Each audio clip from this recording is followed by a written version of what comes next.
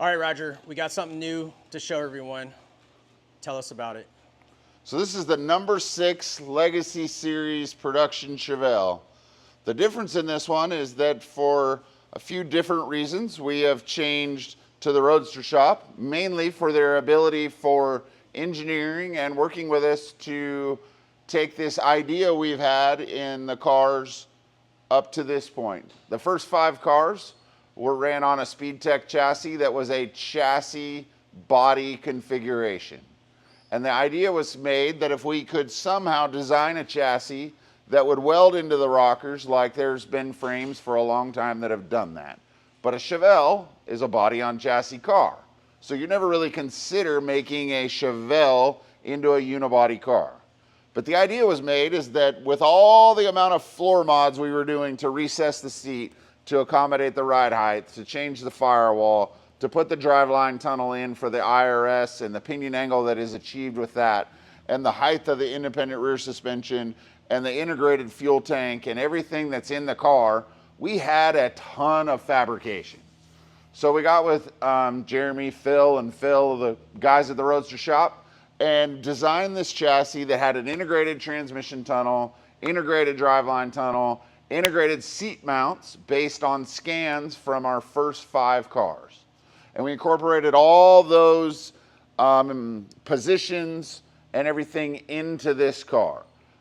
We used their fast track narrow rear suspension so that we can have a little bit more dish on the back wheels of the car like we've had in previous cars, so that it's not a monoblock wheel.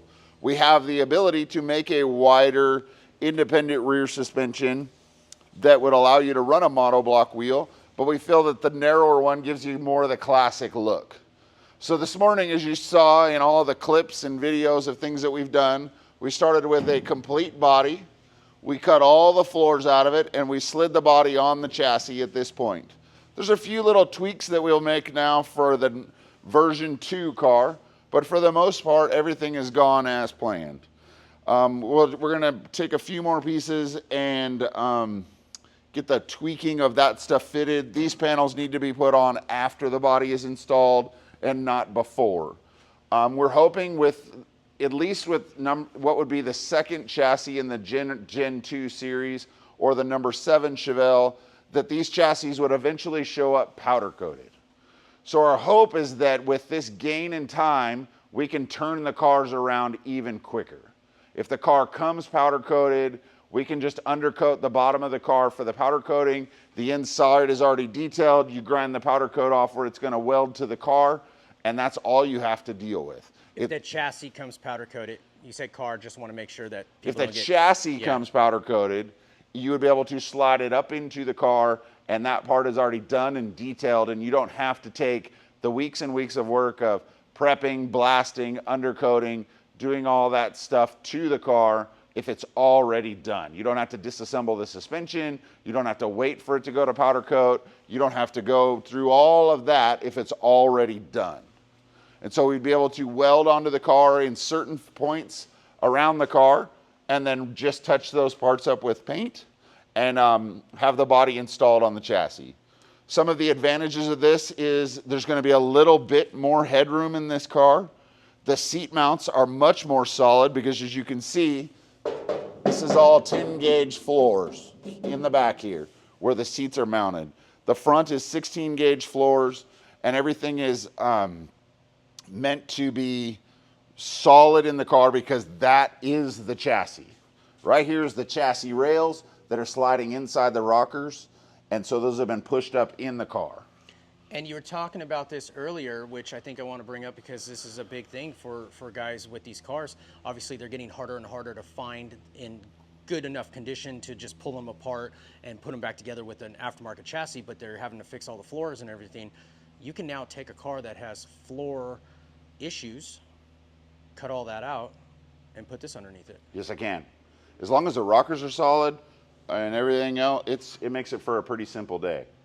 The quarter panels, if need be, the quarter panels on these cars are pretty easy to replace.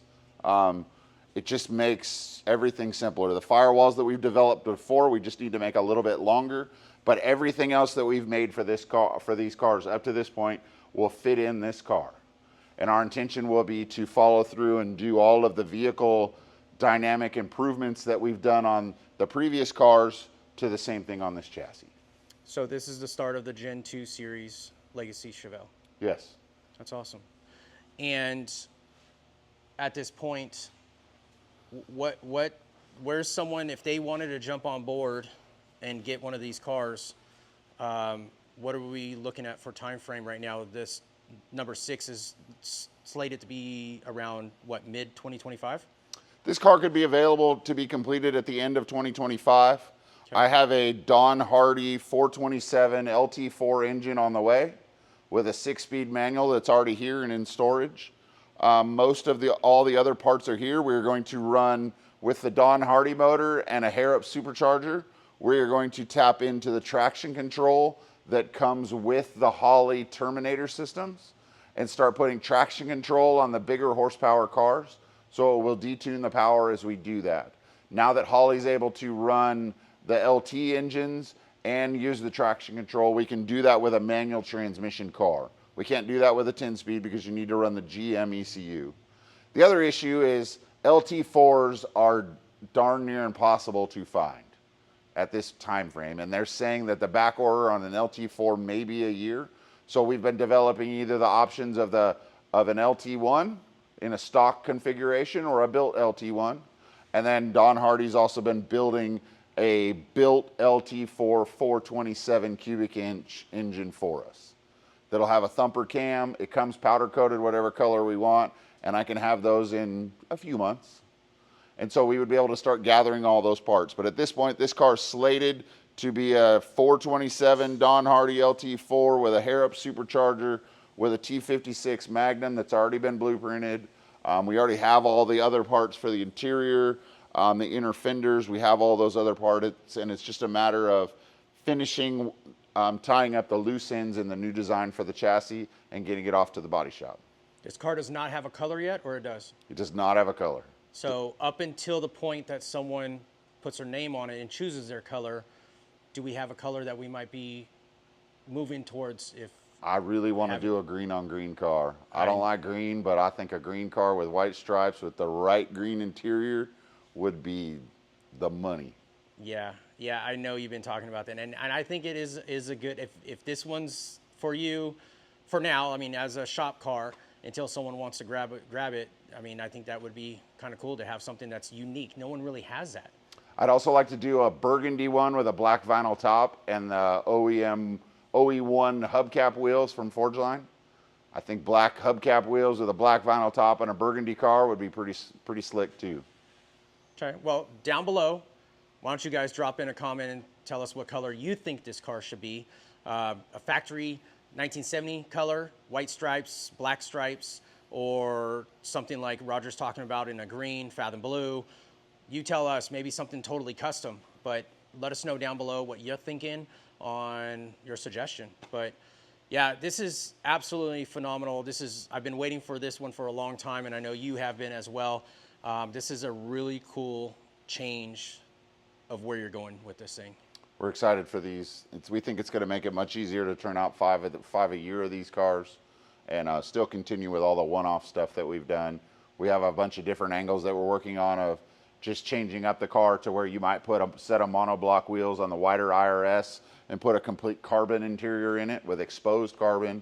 We're working on some designs of a carbon hood that could go on these cars to where mechanically it's still the same as all the other cars, but we could customize some of the different parts and pieces that would go on the car to make it a more modernized Chevelle as opposed to a timeless Chevelle, because there's a girl for every guy and a guy for every girl and an ass for every seat. Yeah, everyone has a different yearning for what they're trying to get out of one of these classic cars, whether it's OE or something more modern and modified, all with the carbon fiber and everything else in between. So that's awesome that you're catering to all of it.